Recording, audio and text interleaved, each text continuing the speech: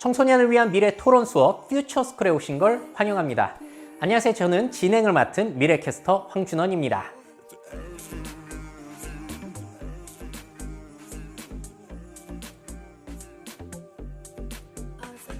네, 퓨처스쿨이 무려 2년 만에 찾아뵙게 됐는데요. 지금 온라인 계약을 하게 되면서 학교에서도 이러한 자료들이 필요하지 않을까라고 해서 다시 시작을 하게 됐어요. 그래서 매주 새로운 주제를 가지고 찾아뵐 거니까요. 학교 현장에서 필요하시다면 마음껏 이용을 해주시면 좋을 것 같습니다. 자, 2년 만에 찾아온 만큼 첫 번째 주제로 뭘 할까 고민을 하다가 이것을 선택했어요. 바로 4차 산업혁명의 가능성과 한계입니다. 자, 제가 2, 3년 전에는 그 가능성에 대해서 이야기를 많이 드렸다면은 이번에는 몇 년이 좀 지났으니까 그 가능성이 얼마나 현실로 다가오고 있는지, 한계는 노출되고 있지 않은지 상황을 체크해보는 시간 가져볼까 해요. 자, 먼저 이 4차 산업혁명이란 단어는 바로 이 사람이 사용하면서 화제가 됐습니다. 세계 경제 포럼의 의장 클라우스 슈밥이라는 사람이 사용을 하면서 빵 터졌던 거고요. 자, 그렇다면 질문을 드려볼게요. 이 4차 산업혁명이란 용어를 전 세계에서 사용하고 있을까요? 정답은 NO, 아닙니다. 참고로 미국과 같은 경우에는 IT 강국임에도 불구하고 이 용어를 거의 사용하지 않는다고 해요. 그래서 한국에서는 유명한 단어이지만 전 세계적인 용어는 아니라는 점 알고 시작을 하도록 하겠습니다. 자, 먼저 3D 프린터 얼마나 현실로 적용이 되고 있는지 살펴보도록 할게요. 예전에는 차도 뽑았고요. 음식도 뽑았고, 집도 뽑고, 이것저것 많이 뽑았죠. 그래서 이 기계는 정말로 혁신적인 기계임에는 분명해요. 세상에 없는 물건을 내가 집에서도 아주 저렴하게 뽑아낼 수 있는 굉장히 중요한 도구이고요. 시험 삼아서 물건을 만들어 볼 때 공장에 가지 않아도 되고 공장에서도 몇 개 정도만 뽑아낼 수 있으니까 굉장히 좋은 도구입니다.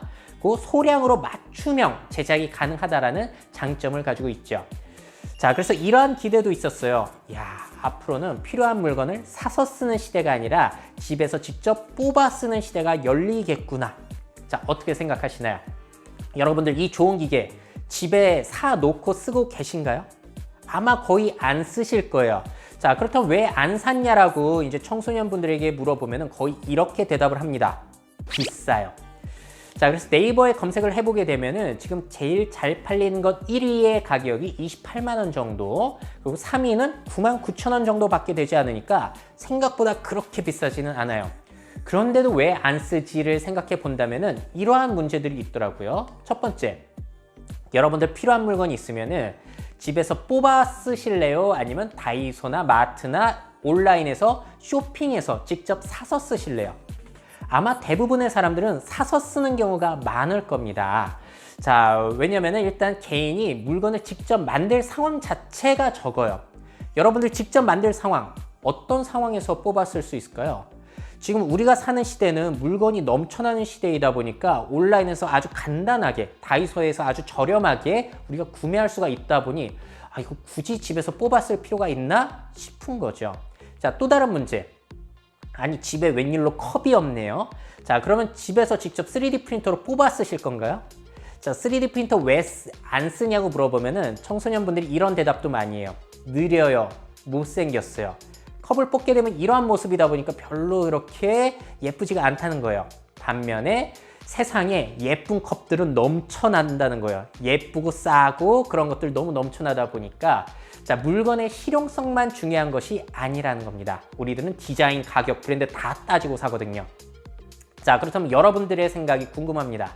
자, 그럼에도 불구하고 3D 프린터 산업은 성장을 할 것이라고 생각을 하시나요? 아니면 이대로 끝날 것 같다라고 생각을 하시나요? 공장의 입장에서, 회사의 입장에서, 가정의 입장에서 다 다를 것 같거든요. 정답은 없으니까 여러분들의 생각을 아주 자유롭게 들려주시면 좋을 것 같아요. 자, 다음 드론으로 넘어가 볼게요. 드론은 아주 제대로 자리를 잡았죠. 촬영이라든지 장난감이라든지 여기저기서 아주 잘 쓰이고 있는데 이상하게 이거는 기대를 했는데 잘 안 되고 있는 곳이 있어요. 바로 드론 택배. 된다면서 왜 아직도 안 되고 있죠? 자, 문제점 첫 번째. 이 드론 소음이 생각보다 크잖아요. 자, 여러분들 주택가 이 드론이 계속해서 택배를 날른다라고 생각하면은 그 소리 때문에 아마 스트레스를 받을 가능성이 있어요. 자, 그리고 또 다른 문제. 이거 추락하면 어떡하냐, 이 문제가 아직까지도 해결이 되지 않은 거예요. 그래서 수년이 지났는데도 드론 택배 자리를 못 잡고 있습니다.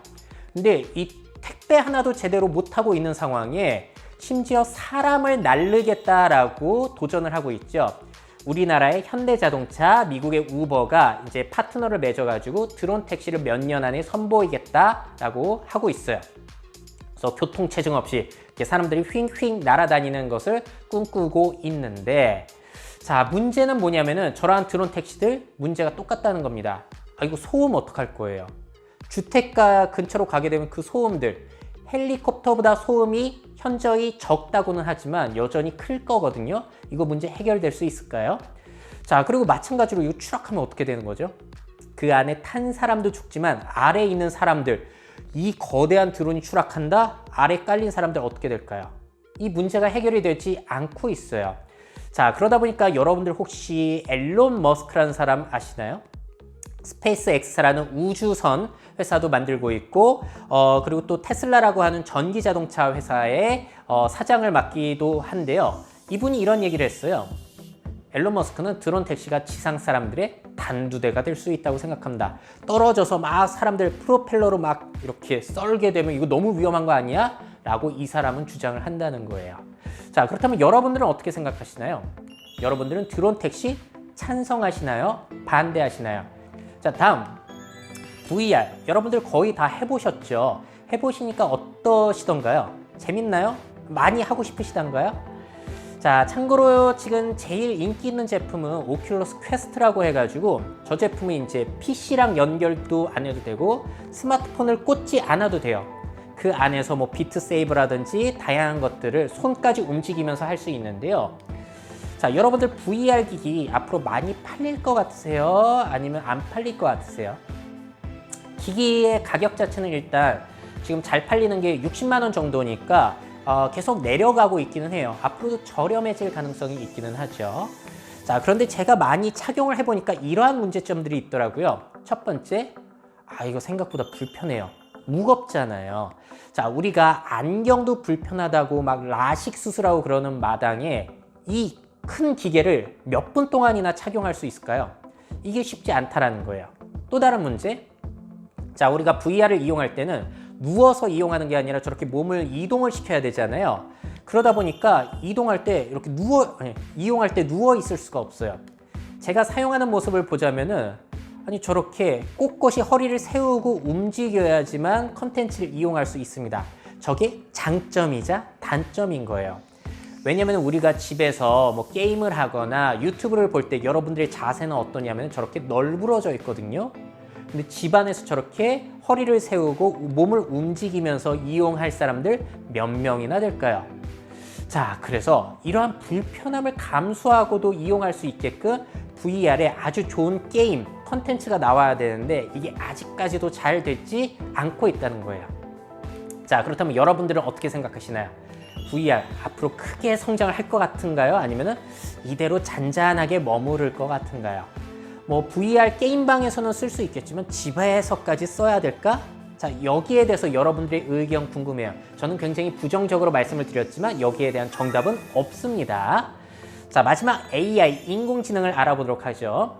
자, 앞서서도 소개해드렸던 세계경제포럼이라는 곳에서 2016년에 이러한 이야기가 있었어요. 인공지능의 발달로 앞으로 5년 동안 약 500만 개의 일자리가 사라질 것이다. 자, 2016년에 이런 얘기가 나와서 큰 화제가 되고 사람들이 두려워했었는데 지금 4년이 지났네요. 혹시 주변에서 인공지능 때문에 일자리를 잃어버린 사람들 보셨나요? 거의 영향이 없습니다. 아직까지는 없어요. 그러니까 이 이야기는 실패가 됐어요. 그러니까 앞으로 10년 뒤, 20년 뒤는 어떨지 모르지만 일단 5년 안에 이렇게 될 것이라는 얘기는 되지 않았다는 거죠. 그러면은 이 생각이 들기도 해요. 인공지능이 그렇게까지 대단한 존재야? 여러분들은 어떻게 생각하시나요? 여기에 대해서 지금 학자들 그리고 기업인들의 의견이 갈립니다. 혹시 중국의 마윈이란 분 아세요? 중국 최대 온라인 쇼핑몰 알리바바의 회장이고요. 앨런 머스크는 아까도 보여드렸죠. 이 두 사람의 의견이 갈리더라고요. 이 토론회가 있었는데 마윈 회장은 AI가 그냥 도구일 뿐이지 인간을 뛰어넘거나 그런 일은 없을 거다라고 이야기를 했고요. 앨런 머스크는 AI가 사람을 넘어설 수도 있어서 이거 굉장히 위험한 존재가 될 수도 있다. 일자리를 다 빼앗길 수도 있다라는 이야기를 했습니다. 여러분들은 어느 쪽에 좀 더 공감이 가시나요? 참고로 이 토론 내용은 여러분들 유튜브에 저 주제를 검색하시면 나오거든요. 이 영상을 보시면 이거 해석하신 분은 앨런 머스크의 편을 들고 계시고 댓글에도 앨런 머스크 편 드는 사람들이 많아요. 근데 저는 마윈 회장의 이야기도 일리가 있다고 봅니다. 여러분들이 직접 보시고 판단을 해보셔도 좋을 것 같아요. 자, 여러분들 어떻게 생각하시나요? AI가 인간을 뛰어넘을 수 있을까요? 아니면 AI는 그냥 도구일 뿐일까요? 여러분들의 아주 다양한 생각 듣고 싶네요. 여기에 정답은 없습니다. 자, 이렇게까지 해서 첫 번째 시간 4차 산업혁명의 가능성과 한계에 대해서 체크해보는 시간 가져봤고요. 오늘 질문들 정리해보자면 먼저 3D 프린터 이야기, 드론 이야기, VR 이야기, 인공지능 이야기가 있었습니다. 자, 이 주제에 대해서 여러분들의 생각을 정리해서 이제 리포트로 제출하는 수도 있겠고요. 직접 뭐 화상 회의를 통해 가지고 의견을 나누는 등 다양한 의견을 여러분들이 전달해 보면서 생각을 넓히는 시간, 나의 미래 진로를 정해보는 시간 가져보면 좋을 것 같습니다. 자, 그럼 저는 다음 시간에 새로운 주제를 가지고 찾아뵙도록 하겠습니다.